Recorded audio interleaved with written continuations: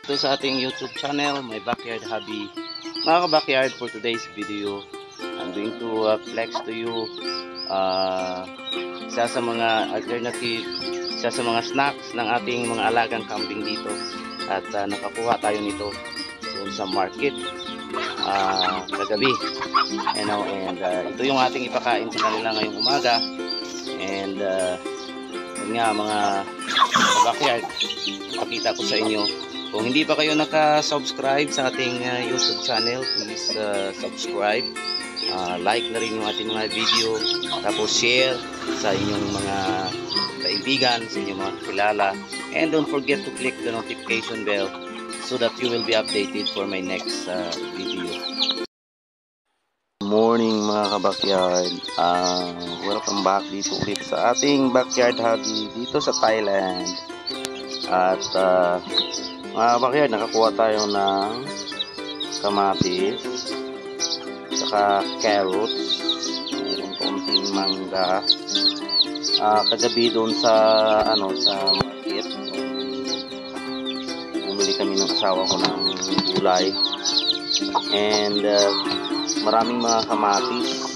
Actually mas marami pa, pero ito lang yung nakuha ko. At ipakain natin ito sa ating mga kambing ngayong araw, kanilang snack. At tinignan natin, research natin kung ito ba ay maganda sa kalusugan ng ating mga alagang kambing. And ito pala ay pwede din natin ipakain sa ating mga kambing. Maganda din ito sa kanilang diet, pero in a moderate way. Hindi pwede na sobra, ang dami. So sabi at least 10% ng kanilang diet daily, hindi natin ito mapakain sa kanila. So kaya marami naman yung ating mga kambing, kaya ito yung ipakain natin sa kanila, parang snacks nila ngayon. Ito nga, ito yung ating ipakain, ito yung snacks na ipakain natin sa ating mga alagang kambing ngayon. Ito ay carrots. Marami akong nakuha kagabi. At hinugasan na natin ito, slice natin. And siyempre, ito din yung kamatis. Hugasan natin muna ito. Actually, gabi ang dami, pero kaunti lang yung kinuha ko.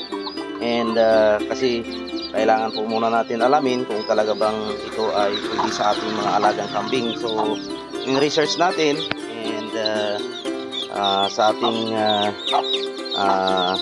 na research na itong kamatis at itong carrots ay maganda din pala sa kalusugan at sa ating mga alagang kambing.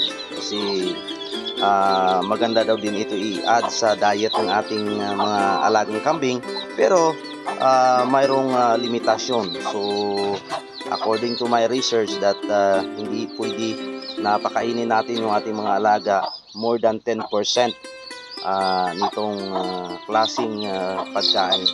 So maganda sa kanilang kalusugan, pero hindi maganda kapag sobra. So kaya pwede natin mapakain sila ng carrots, is 10% sa kanilang daily diet. At ito ding kamatis, maganda din yung nutrition na vitamina na makuha ng ating mga alagang kambing. So ito yung ipakain natin sa kanila ngayong umaga before kumpayan natin sila. At tingnan natin kung magustuhan nila ito, mga ka-backyard. So kaya hugasan ko muna itong kamatis, itong carrots, tapos na. Tapos ipakita ko sa inyo maya kung talagang kakainin nila. Mga ka-backyard, tapos na natin hugasan to. At mayroon tayong isang bucket na I think this is 6 gallons. Isang 6 gallons bucket ng kamatis, and then isang bucket na carrots din. So lagay natin ito sa kanilang mayroon ako ditong mga palanggana na maliit. na linalagyan. So we're going to divide this equal, and tingnan natin mga kabakyard kung magustuhan nila to. Napakain ko na sila ng kamatis before, pero konti lang, pero itong carrots hindi pa. So kaya tingnan natin kung kakainin nila. Tara mga kabakyard. We divided this equal already.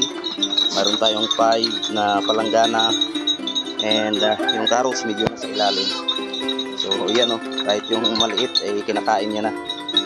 So ilagay na natin, bigay na natin ito sa kanila. Dito mga kabakyard. Yan, mayroon tayong more than 26 na goats.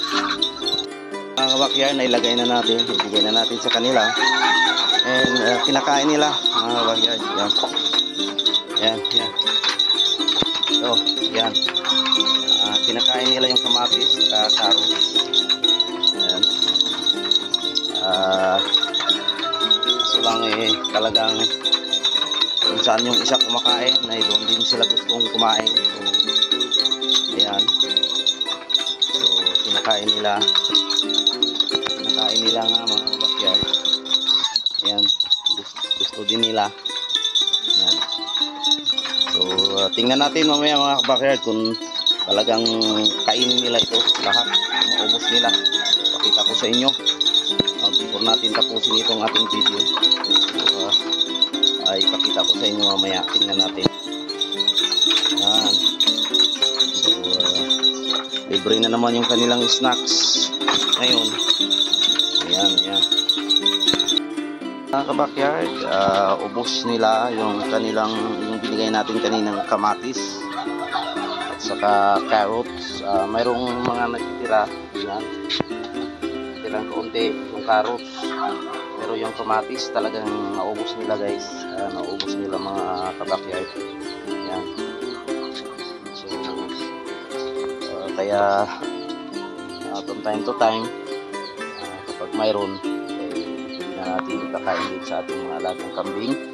And dito na lang magtatapos yung ating vlog, ating video.